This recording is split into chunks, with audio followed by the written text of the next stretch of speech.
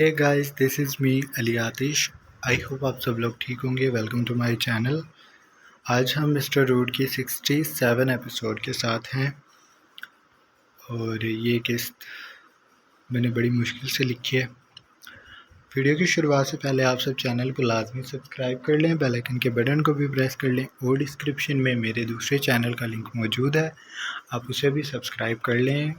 हमने उसके 1K पूरे करने हैं। अगर आप लोग सपोर्ट करेंगे तो इट कैन बी पॉसिबल, क्योंकि आप लोगों ने मेरा हमेशा से साथ दिया। सो प्लीज़ उसे भी सब्सक्राइब कर लें। फिर चलते हैं आज की किस्त की तरफ।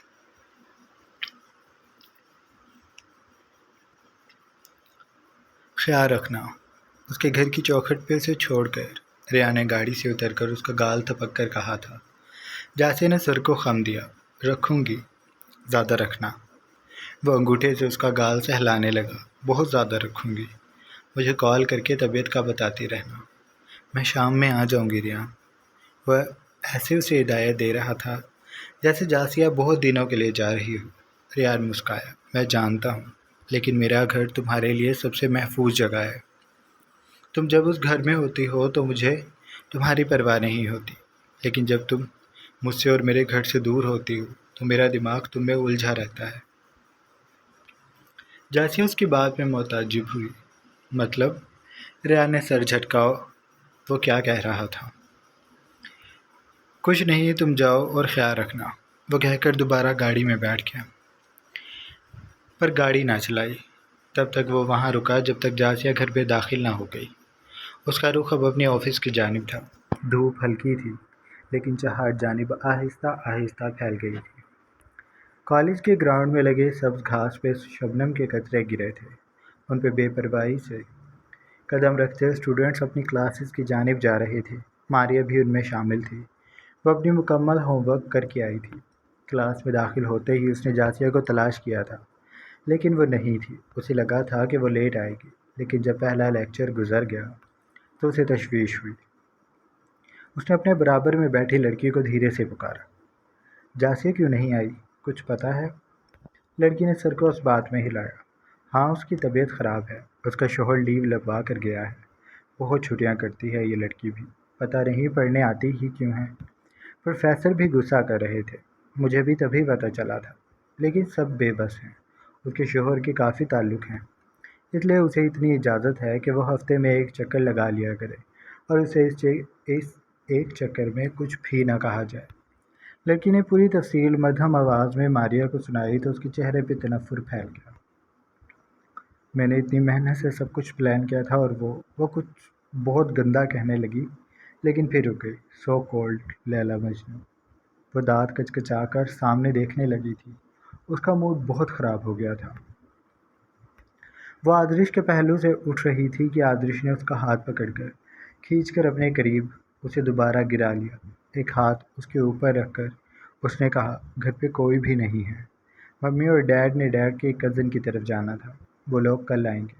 आज का दिन और रात तुम और मैं इकट्ठे इस घर में गुजारेंगे। तुम्हें याद है ना, आज हमने अपना रिश्ता आगे बढ़ाना है। इदा उसकी बात से लाइल थी कि आदरिश के वालिदैन ने कहीं जाना है, लेकिन अब जब उसे पता चला तो उसका गला सूख गया। उसने आदरिश को ना देखा, बस आंखें मूंद ली। आदरिश जानता था वो जवाब नहीं देगी, इसलिए उसने इदा के गिर्द अपनी गिरफ्त सख्त कर ली और उसकी गर्दन में चेहरा छुपा था। वो दोबारा सो चुका था। जिस वक्त वो दोनों उठकर नीचे आए, उस वक्त दोपहर गहरी हो रही थी। नाश्ते के बाद आदरिश ने इज़ा को कहा, मैंने अपने एक दोस्त के पास जाना है, कुछ ही देर में आ जाऊँगा। तुम डरोगी तो नहीं ना? इज़ा को उसकी बात पे हंसी आ गई। दिन में भला कौन डरता है, और मैं अकेली तो नहीं हूँ। घर में इतने सारे मुलाजिम हैं। आदरिश ने सर हिलाया। चलो, ये तो अच्छी बात है, मैं जल्दी आ जाऊँगा। वो कहकर लाउंज से बलाई मंजिल पे बने अपने कमरे की जानिब चला गया। वहाँ से गाड़ी की चाबी उठाई, जैकेट ली और घर से निकल गया। इज़ा उसके जाने के बाद लाउंज में ही बैठ रही थी।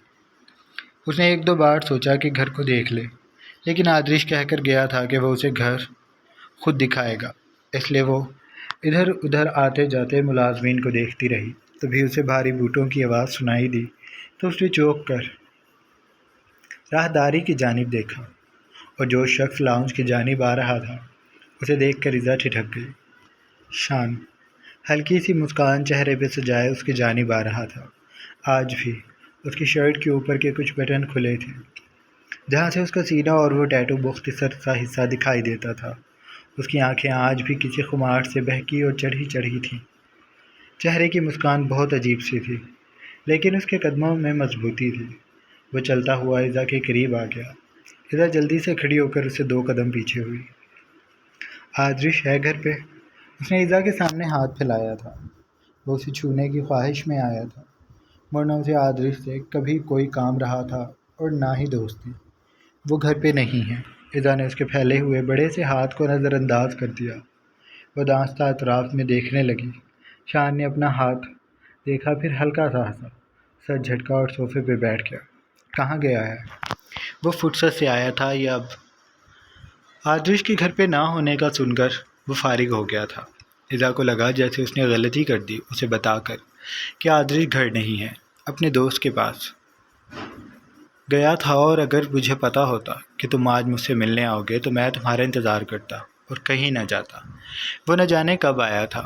راہداری عبور کر کے وہ ایزا کے پاس آیا جو چونک کر پلٹی تھی۔ آدرش نے اس کا ہاتھ پکڑ کر اس نے ایزا کو اپنے قریب کیا۔ ایزا اس کے کاندھے سے لگ کر کچھ پیچھے کو ہو گئی، ایسے جیسے وہ شان کی بہکی ہوئی نگاہوں سے خود کو چھپا لینا چاہتی ہو۔ ارے تم! شان ایک لمحے کو ٹھٹکا تھا، پھر وہ بشاش لہجے سے کہتا کھڑا ہو گیا۔ ہاں میں، اب بتاؤ تم خیریت سے آئے ہو؟ اس کی سبز مائل آنکھوں میں برہمی کی سرخی سر اٹھا چکی تھی۔ وہ ضبط کر کے کھڑا تھا۔ اس نے گردن موڑ کر ایزا کو دیکھا۔ آپ کمرے میں جاؤ، میں آ رہا ہوں۔ ایزا کچھ بھی کہے بغیر سیڑھیوں کی طرف بڑھ گئی۔ وہ تیز تیز سیڑھیاں چڑھ رہی تھی۔ اس نے سر پہ دوپٹہ لیا ہوا تھا جو اب ڈھلک کر اس کے شانوں پہ آ گیا تھا۔ اس کے بال کھلے تھے جو ہلکورے لینے لگے تھے۔ اس کی کمر پوری اس کے سیاہ بالوں سے چھپی ہوئی تھی۔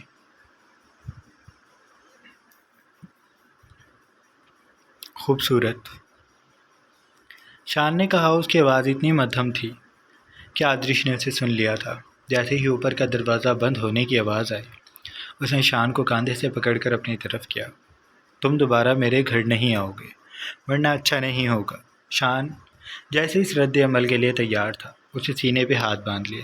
تم کیا کر لو گے؟ اس نے اطمینان سے پوچھا۔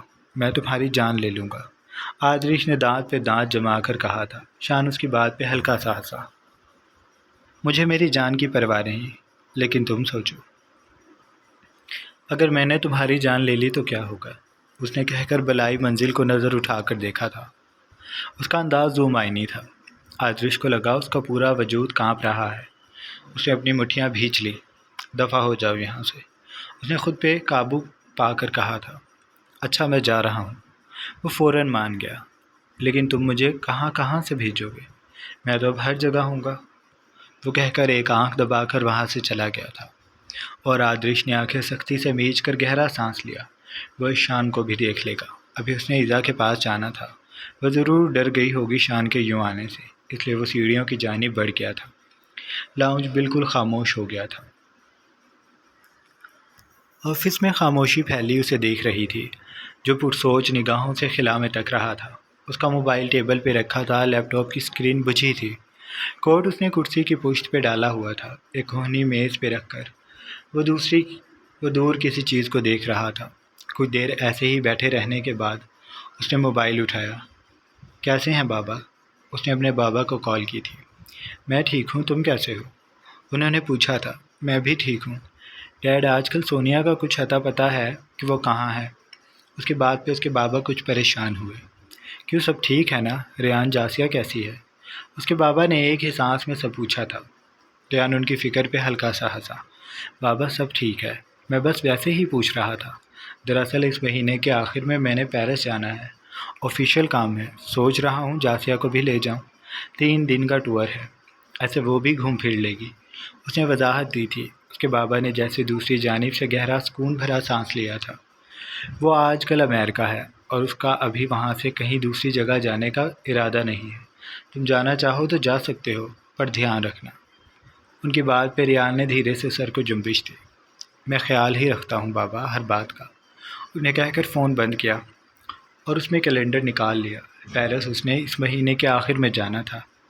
2 ہفتے رہتے تھے اور ان 2 ہفتوں میں ریان کا دل بے چین سا ہو رہا تھا۔ وہ بہت بڑی گیم کھیل رہا تھا۔ اس کا انجام کچھ بھی ہو سکتا تھا۔ اس کا نتیجہ مجھے میری اہمیت بتا دے گا، اس نے دل میں سوچا تھا، اور دل اسی سوچ سے پریشان تھا۔ اگر تم آ ہی رہی تھی تو مجھے بھی بتا دیتی، میں بھی منتیں کر کے آ ہی جاتی۔ جیسے کہ اس کی امی نے دوپہر کا کھانا کھلانے کے بعد کمرے میں آرام کا کہا تھا، لیکن اسے نیند نہ آئی تو اس نے ردا کو کال کر لی، اور جب ردا کو یہ پتہ چلا کہ وہ امی کی طرف آئی ہوئی ہے تو اس نے اسے خفگی سے کہا تھا، میں نے اچانک سے ہی ریحان کو کہا تھا۔ مجھے نہیں لگ رہا تھا وہ مانیں گے، لیکن حیرانی کی بات ہے وہ مان گئے، اس لیے آ گئی۔ اچھا، ردا نے کہا۔ پھر کچھ دیر خاموشی کے بعد وہ گویا ہوئی۔ ریان سچ میں تم سے بہت محبت کرتا ہے، چاچے نے بغیر تعمیل کہا۔ بہت زیادہ، اتنی کہ میں حساب بھی نہیں کر سکتی۔ مجھے لگتا ہے میں ایک بار پھر اپنا بچپن جی رہی ہوں۔ وہ میری ایک ایک بات کا خیال رکھتے ہیں، میری ہر بات پہ توجہ دیتے ہیں۔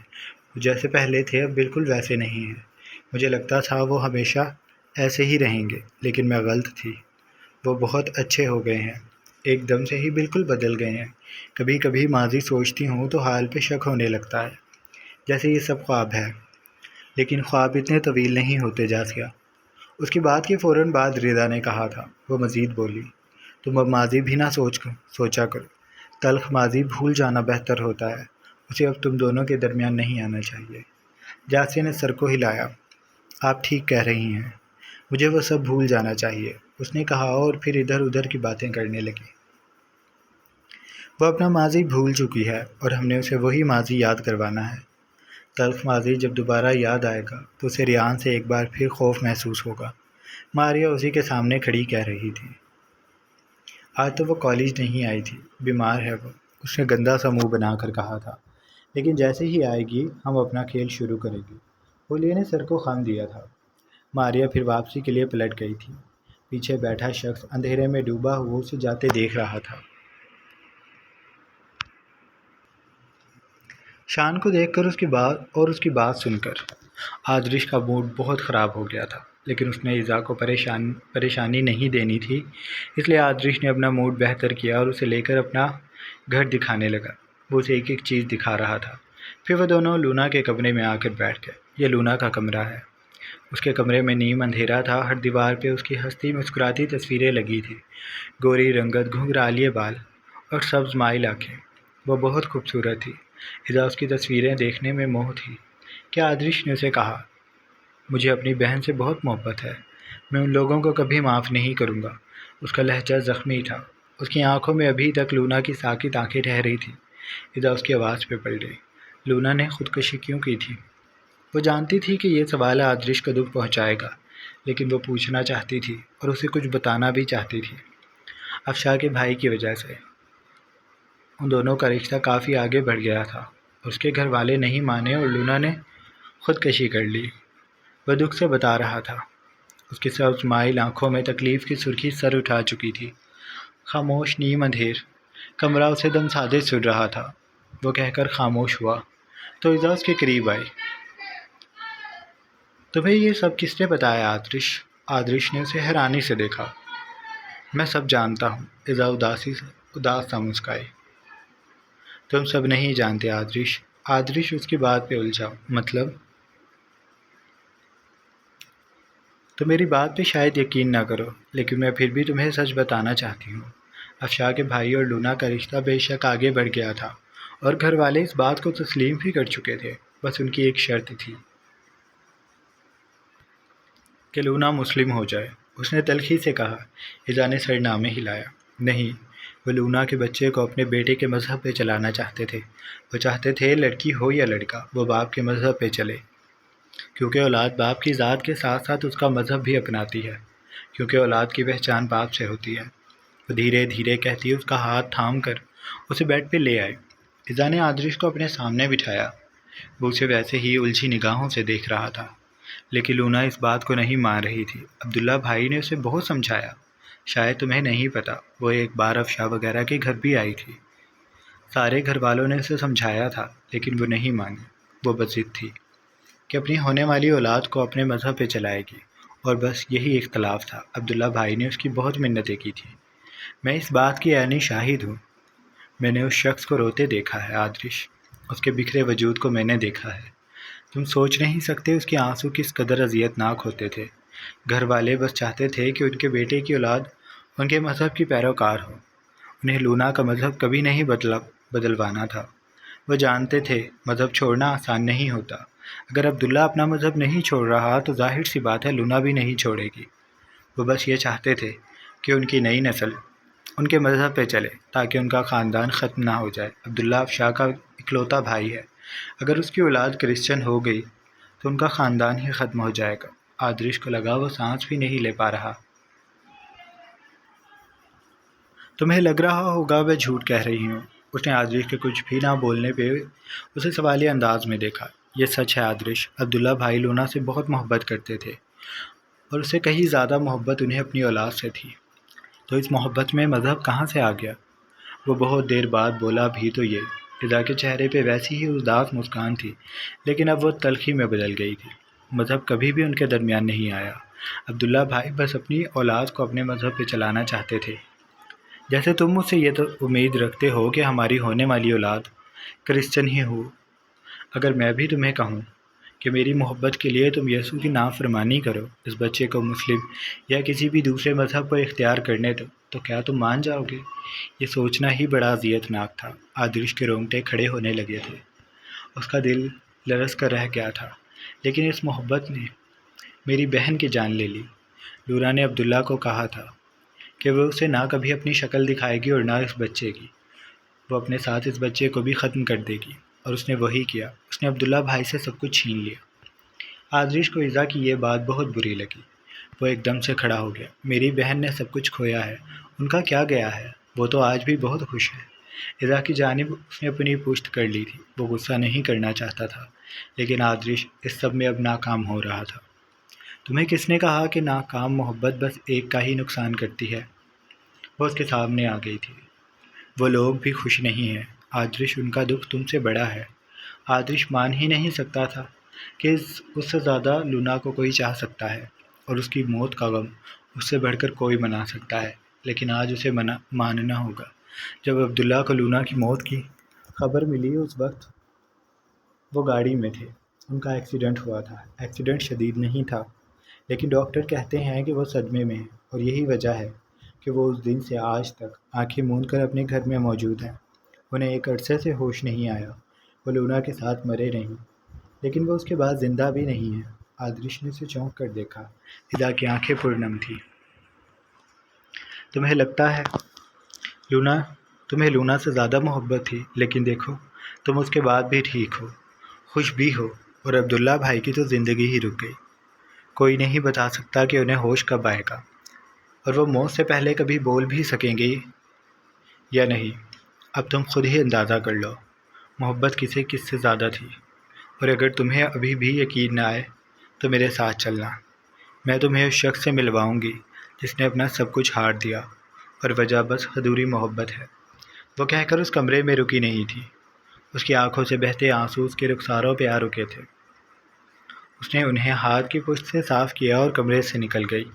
آدرش کو لگا وہ کبھی بھی ہل نہیں پائے گا۔ اس نے اپنے دکھ میں کچھ بھی ٹھیک سے جاننے کی کوشش نہیں کی، بس دل میں زہر پال لیا، اور سب میں ایذا کی زندگی برباد ہو گئی۔ وہ اسے رات میں اپنے ساتھ گھر لے آیا تھا۔ کھانے کے بعد فریش ہو کر باہر آیا تو جاسیہ بیڈ پہ لیٹی تھی۔ اس نے اسے بھرپور نگاہوں سے دیکھا۔ اس کے قریب آ کر اس نے جاسیہ کا ماتھا چھوا۔ اب تو کافی بہتر ہے طبیعت۔ اس نے اس کے ماتھے پہ لب رکھے تھے۔ وہ اس پہ جھکا ہوا تھا۔ اس کے وجود پہ شرٹ نہ تھی۔ اس کا فراق سینہ جاسیہ پہ گہرے بادلوں کی طرح چھایا ہوا تھا۔ ریان، میں نے کل کالج جانا ہے۔ جانتا ہوں۔ وہ اس کے نقوش چوم رہا تھا۔ میں تھک جاؤں گی۔ میں ایک بار ہی پیار کروں گا، بار بار نہیں، پکا وعدہ۔ وہ ایک دم سے اس کے اوپر آ گیا۔ جاسیہ نے اسے ناراضی سے دیکھا۔ آپ کو میرا احساس نہیں ہے نا؟ ریان نے شرارت سے اسے دیکھا۔ تم آج میرا احساس کر لو۔ بہت آرام سے سب کروں گا، پلیز۔ وہ اس کے چہرے پہ ہاتھ پھیرتا، اس کے پیٹ اور پھر اس کی کمزوریوں پہ ہاتھ چلانے لگا تھا۔ جاسیہ بہک رہی تھی۔ ریان ایسے ہی اسے بے بس کر دیا کرتا تھا۔ چند پل بھی نہ گزرے تھے کہ جاسیہ خود اس کے وجود کو اپنے اوپر اوڑھ کر اسے اپنا آپ تڑپتے ہوئے سونپ چکے تھے۔ ریان نے اس میں خود کو شامل کیا تو اس نے ریان کے کاندھے پہ اپنے دانت کاٹ دیے۔ وہ سسکنے لگی تھی۔ اس کا پورا وجود ریان ملک کے قبضے میں تھا۔ وہ نرمی سے شدت کی جانب بڑھ رہا تھا اور جاسیہ کی بکھری سانسیں کمرے میں ہر طرف گونج رہی تھی۔ جاری ہے۔ یہ تھی ہماری آج کی قسط۔ آئی ہوپ آپ کو اچھی لگی ہوگی۔ اگر آپ کو قسط اچھی لگی ہے تو پلیز چینل کو لازمی سبسکرائب کر لیں اور ڈسکرپشن میں موجود میرے دوسرے چینل کو بھی سبسکرائب کر لیں۔ اس پہ ہم نے جلدی 1 کے پورے کرنے ہیں۔ اس پہ ہم کمپلیٹ ناولز پوسٹ کرتے ہیں، تو آپ پلیز اس چینل کو بھی سبسکرائب کر لیں، بیل آئیکن کے بٹن کو بھی پریس کر لیں اور ویڈیو کو لائک لازمی کیا کریں، ورنہ کل قسط نہیں آئے گی، پھر ایک دن غیب سے آئے گی۔ تو آپ لوگ بات مانیں، 300 لائکس تو ہونے ہی چاہیے اور جلدی سبسکرائب کر لیں۔ ہم نے اس سفر کو بہت جلدی آگے لے کر جانا ہے۔ اب میں اجازت چاہوں گا۔ اللہ حافظ۔